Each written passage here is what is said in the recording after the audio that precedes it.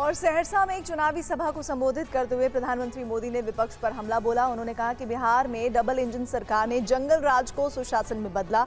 इसके बाद कोसी मिथिलांचल में उद्योगों का विस्तार हो रहा है। आरजेडी और कांग्रेस इनकी डिक्शनरी में कट्टा, क्रूरता, कटुता, कुसंस्कार, कुशासन और करप्शन ऐसे ही शब्द भरे पड़े हैं।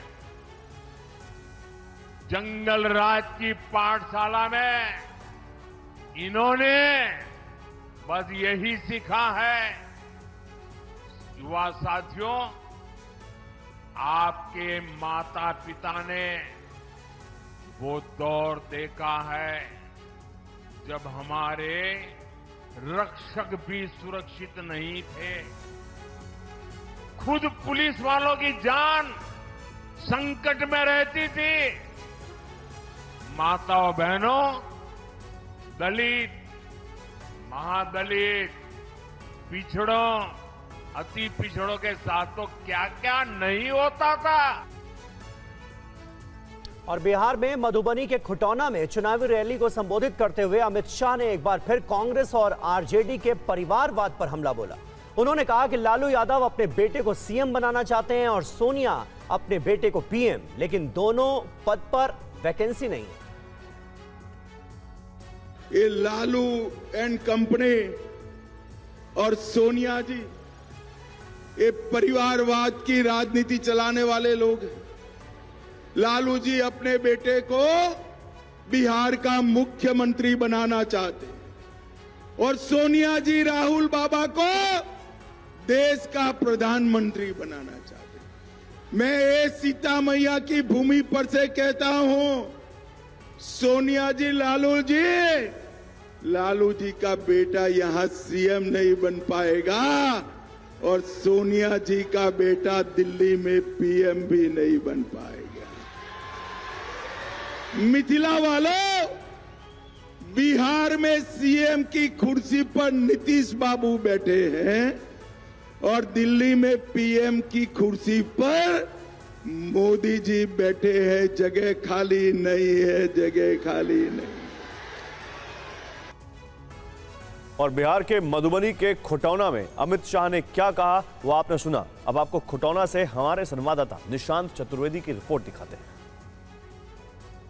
इस तस्वीर को देखिए, यहां पर सीता मैया की जगह है और यहां पर एनडीए की जो रैली है उसके लिए लोगों का हुजूम, महिलाओं की संख्या, दूर जगह से यहां पर महिलाएं आई हैं। इनसे हम बातचीत करेंगे। क्या क्या ऐसी चीजें हैं जिनको दिमाग में रख के आप लोग वोट देंगे?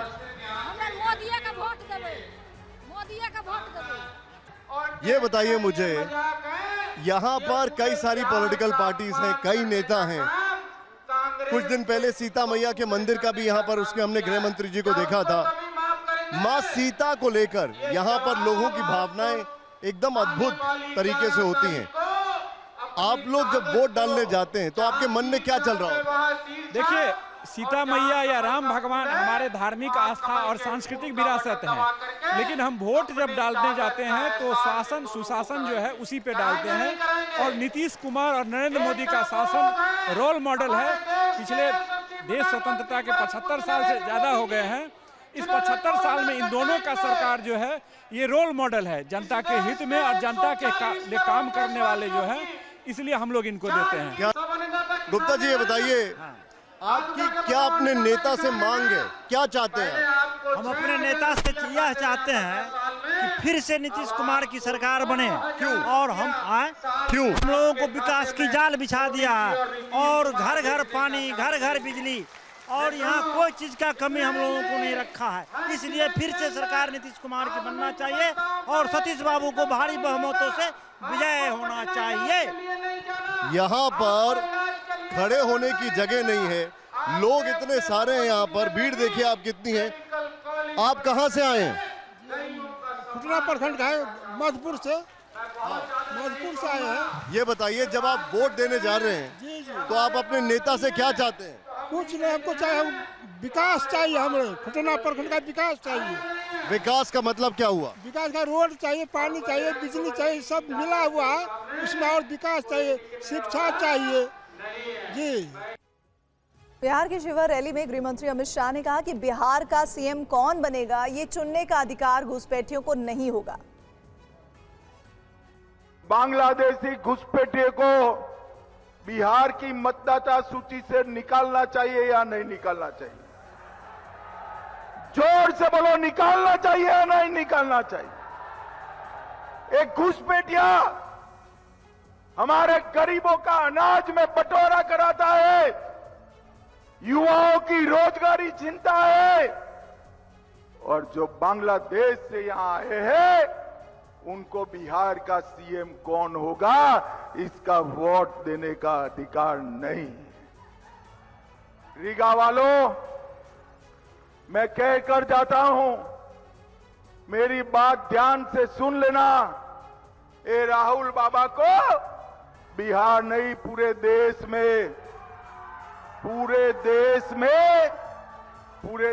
में रैली निकालने दो, घुसपैठिया बचाओ रैली।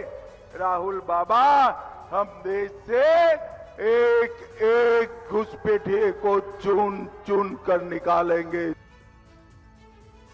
और बिहार के सोनबरसा में कांग्रेस महासचिव प्रियंका गांधी ने कहा कि उनका सुझाव है कि केंद्र सरकार को अब अपमान मंत्रालय बना देना चाहिए।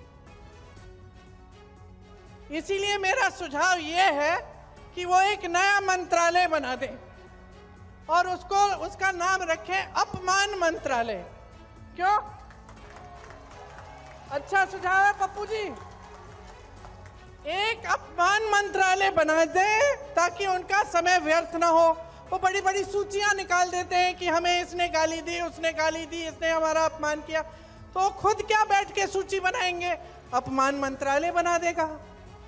और जब आप अपनी नौकरी, अपने रोजगार के लिए धरना प्रदर्शन करोगे और उनको लगेगा कि देश का अपमान हो रहा है क्योंकि कोई सवाल उठा रहा है, तो अपमान मंत्रालय बुला ले आपको, है कि नहीं? और जब कोई अध्यापक या कोई महिला या कोई संविदा कर्मी अपने अधिकारों के लिए सवाल उठाए तो इनको लगता है कि देशद्रोही हो रही है, इनको लगता है कि देश का अपमान हो रहा है, तो अपमान मंत्रालय को बुला ले।